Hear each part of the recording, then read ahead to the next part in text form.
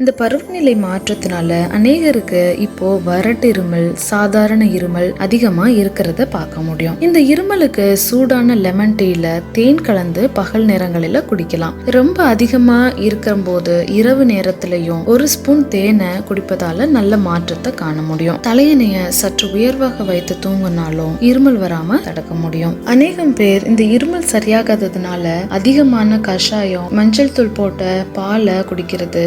அப்படி பயன்படுத்தும் போது குடல்ல இருக்கக்கூடிய செரிமானத்திற்கு உதவக்கூடிய முடி போன்ற படலத்தை இழக்க நேரிடுது. எனவே பின்னாட்களில் செரிமான கோளாறுகள் வர நேரிடும். அதனால அதை தவிர்க்கிறது அவசியமான ஒன்றாகும். வீடியோ பிடிச்சிருந்தா லைக் பண்ணுங்க.